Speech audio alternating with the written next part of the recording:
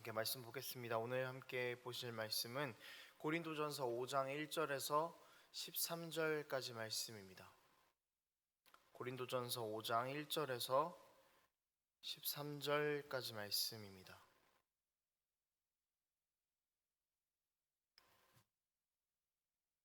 교독하도록 하겠습니다.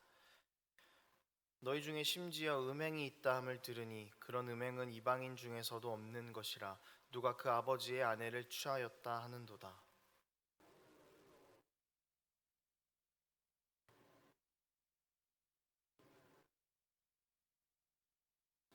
내가 실로 몸으로는 떠나 있으나 영으로는 함께 있어서 거기 있는 것 같이 이런 일 행한 자를 이미 판단하였노라.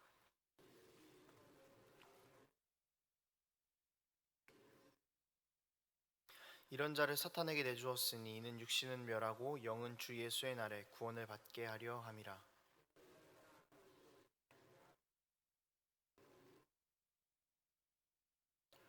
너희는 누룩 없는 자인데 새 덩어리가 되기 위하여 묵은 누룩을 내버리라. 우리의 유월절 양 곧 그리스도께서 희생되셨느니라.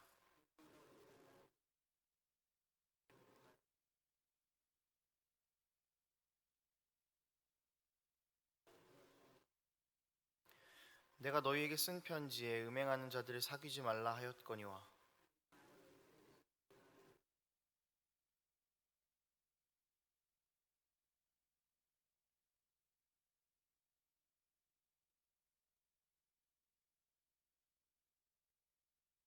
이에 내가 너희에게 쓴 것은 만일 어떤 형제라 일컫는 자가 음행하거나 탐욕을 부리거나 우상 숭배를 하거나 모욕하거나 술 취하거나 속여 빼앗거든 사귀지도 말고 그런 자와는 함께 먹지도 말라 함이라.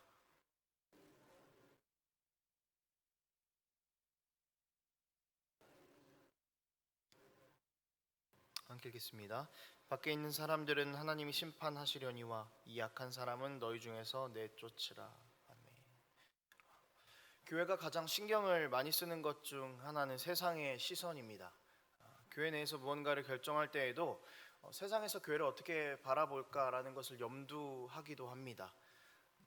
세상에서 빛과 소금으로 그렇게 교회가 서 나가기 위해서 이런 과정들을 거치는 것은 지극히 당연한 일이기도 합니다. 교회가 세상 가운데서 영향력을 미치기 위해서는 세상보다 더 나은 모습을 가지고 있어야 합니다. 어떤 한두 군데에서만 그래야 하는 것이 아니라 모든 부분에서 세상보다는 나은 모습을 가지고 있어야 합니다.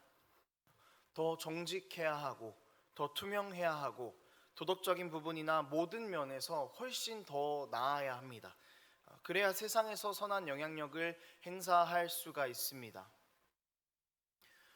오늘 본문에 나타난 고린도 교회는 세상에서 교회가 선한 영향력을 끼치기 위해서 필요한 것이 무엇인지를 반면교사의 구체적인 예를 들어서 설명하고 있습니다. 오늘 본문을 통해서 세상 속에 교회가 선한 영향력을 미치기 위해 필요한 것이 무엇일지 함께 나누고 다시 교회를 굳게 세워나가기 위해서 다짐하고 그것들을 돌아보는 시간이 되었으면 좋겠습니다. 본문의 내용은 아주 간단합니다. 고린도 교회에 음행이 있었습니다.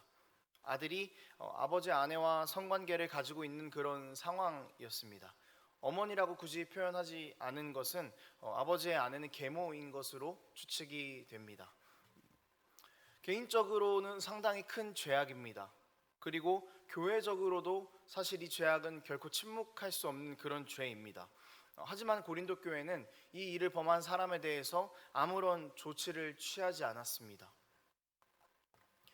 바울은 이런 죄에 대해서 아무런 조치를 취하지 않은 고린도 교회를 책망합니다. 교회 안에서 제대로 된 치리가 이루어지지 않은 것에 대해서 비판하고 있습니다. 이전에 계속적인 설교에서도 들으셨겠지만은 고린도 교회가 세워진 고린도에서 고린도 교회의 역할은 매우 중요했습니다. 우상을 섬기고 음란함으로 가득한 도시 가운데에서 교회가 선한 영향력을 행사해야 했기 때문입니다. 바울이 고린도 교회를 책망하면서 걱정했던 것은 덩어리 안에 있는 누룩처럼 죄가 퍼져나가서 새 덩어리가 망치게 될까 하는 것이었습니다. 즉 교회가 작은 죄악 하나로 인해서 모두가 물들고 세상 가운데서 빛을 잃어버리지 않을까 걱정했다라는 거죠. 고린도 교회가 내부의 문제를 해결하지 못함으로 인해서 교회가 교회로서 바로 서지 못하는 것, 더 나아가서 세상 가운데서 영향력을 잃어버릴 것에 대해서 바울은 염려한 것입니다. 교회가 세상 가운데에서 선한 영향력으로 바로 서기 위해서, 또 세상 가운데에서 거룩한 교회로 서 나가기 위해서 가장 중요한 것이 무엇일까요? 그것은 교회가 그리스도 앞에서 순전하고 진실해야 한다라는 것입니다. 여러분, 바울이 고린도 교회를 향해서 걱정했던 이 모습은요, 오늘 우리의 교회를 향한 바울의 걱정이기도 합니다. 우리 7절 8절 말씀을 함께 읽어보도록 하겠습니다. 시작. 너희는 누룩 없는 자인데 새 덩어리가 되기 위하여 묵은 누룩을 내버리라. 우리의 유월절 양 곧 그리스도께서 희생되셨느니라. 이러므로 우리가 명절을 지키되 묵은 누룩으로도 말고 악하고 악에 찬 누룩으로도 말고 누룩이 없이 오직 순전함과 진실함의 떡으로 하자. 성경에서 누룩은 죄를 상징합니다. 6절에서는 누룩이 온 덩어리에 금방금방 퍼진다라고 그렇게 이야기하고 있습니다. 교회 안에 들어와 있는 죄악들도 교회를 금방 빠르게 오염시킨다는 것입니다. 죄를 지은 사람은 당연히 고린도 도시의 사람이었을 것입니다. 고린도는 우상을 섬기고 또 성적으로 타락한 도시였습니다. 그 도시에 살고 있던 사람이 예수를 믿기 시작했습니다. 그리고 교회의 구성원이 되었습니다.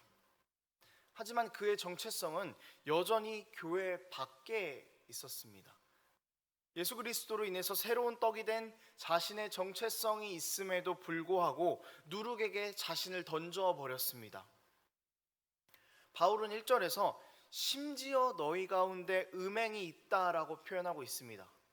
무슨 말이냐면은 심지어라는 표현을 통해서 교회 바깥에서도 이런 죄를 짓지 않는데 어떻게 교회 안에서 이런 일이 있을 수 있냐라는 겁니다.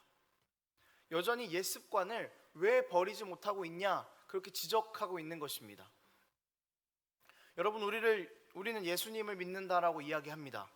그리고 교회로 함께 모입니다. 하지만 여전히 우리가 벗어버리지 못한 교회 바깥의 행동들과 습관들이 있습니다. 여러분, 세상의 풍조가 문제가 아닙니다. 교회 안에서 우리 하나하나가 누룩이 될 때 문제가 되는 것입니다. 교회를 아프고 병들게 하는 문제들이 우리는 세상 밖에만 있다라고 생각하지만 사실 우리 자신들을 돌아보면은 그 문제가 우리 안에 있습니다. 우리가 누룩이 될 때가 있습니다. 우리 때문에 교회가 병들 때가 있다라는 겁니다. 우리가 순전함으로 진실함으로 주 앞에서 다시 행하게 될 때에 우리 교회는 다시 회복할 것입니다. 여전히 세상의 것을 사랑해서 심지어 세상에서도 하지 않는 죄악들을 교회 안에서 범하고 있는 우리의 모습이 있다면 여러분, 우리는 이 모습들을 다 던져버려야 합니다. 그리고 이 모습들이 나의 모습은 아니고 내 옆에 있는 남의 모습이라는 생각이 든다면 우리는 다시 한번 우리 자신을 돌아보아야 합니다. 그렇게 새 덩어리인 정체성을 우리가 지켜나가야 하는 것입니다. 여러분, 이것은 혼자 하는 것이 아닙니다. 모든 교회가 함께 해야 할 일입니다.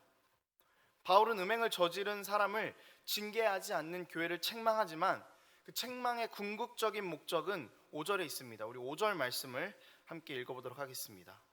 읽겠습니다. 시작. 이런 자를 사탄에게 내주었으니 이는 육신은 멸하고 영은 주 예수의 날에 구원을 받게 하려 함이라. 바울의 책망의 궁극적인 목적은 결국 그 사람도 구원을 받을 수 있게 인도하라라는 것이 징계의 궁극적인 목적이었습니다. 잘못된 것을 이야기하고 징계함으로써 그 사람이 다시 회개하여서 하나님 앞으로 돌아올 수 있도록 교회가 이 일을 함께 감당해야 한다는 것입니다. 누룩이 교회 안으로 침입하는 것을 함께 경계하라는 것입니다. 그리고 교회 안에 누룩이 있다면 그것을 함께 도려내야 한다는 것입니다. 세상 사람들이 잘못한 것에 대해서 우리가 나서서 해결할 필요가 없습니다.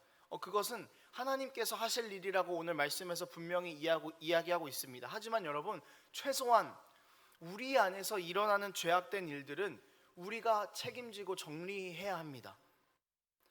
징계하라는 말이 우리에게 불편하게 들릴 수도 있습니다. 어떻게 징계합니까? 라고 의문을 품을 수도 있습니다. 하지만 그 바울이 말했던 이 징계 안에 품은 뜻을 다시 한번 기억해야 됩니다.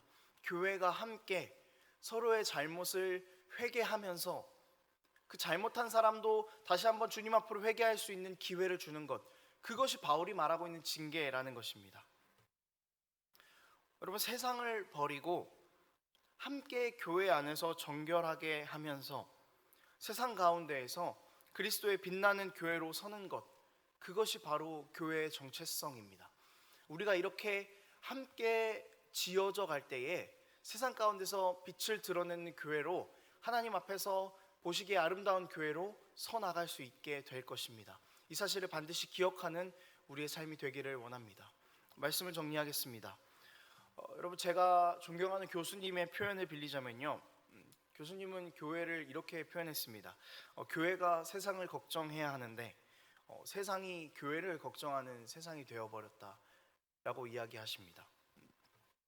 교회 안을 들여다보면요, 이 말이 참 맞는 말 같습니다. 교회 안에서는 세상보다 더한 일들이 일어나기도 합니다. 또 상식적으로도 도덕적으로도 이해되지 않는 일들이 너무나 많이 벌어지고 있습니다. 이런 우리의 모습들을 통해서 세상 가운데서 하나님의 거룩하심이 드러나기를 기대할 수가 없습니다.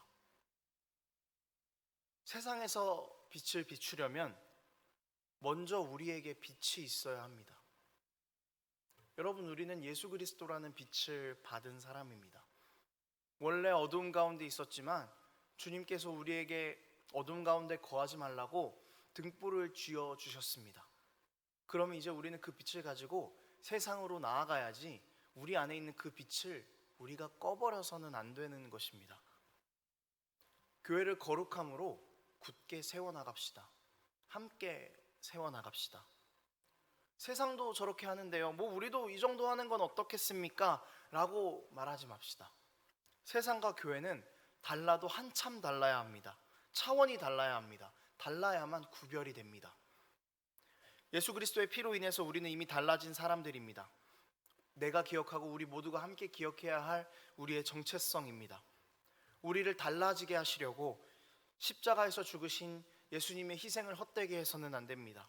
그 희생을 더욱 빛나게 하기 위해서 내가 죽더라도 세상의 습관들을 버리는 것이 힘들지라도 버려야만 합니다. 그렇게 함께 죽어야 하고 함께 버려야 합니다. 그것이 그리스도를 머리로 하는 교회의 정체성입니다.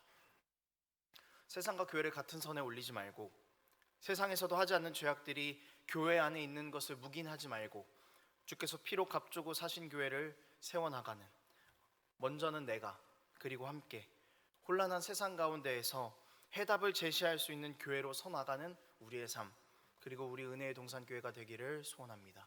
함께 기도하겠습니다.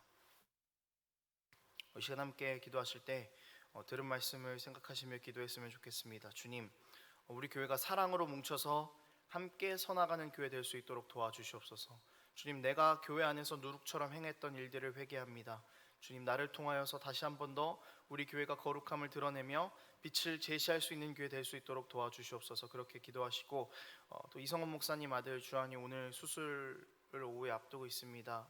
함께 기도해 주실 때 주님, 수술하는 그 의사를 하나님께서 붙잡아 주셔서 아무 사고 없이 무사히 수술이 잘 될 수 있도록 도와주시고, 주한이가 그것을 잘 견딜 수 있도록 도와주시고, 또 관하는 이성원 목사님과 사모님 가운데 영육간의 강건함을 주께서 더하여 주시옵소서. 그렇게 기도해 주시면 감사하겠습니다. 마지막으로 또 교회와 교회 주일학교의 예배 회복을 위해서도 기도해 주시고, 각자 가지고 나오신 기도 제목들 하나님께 아뢰시며 기도하며 돌아가도록 하겠습니다. 함께 기도하겠습니다.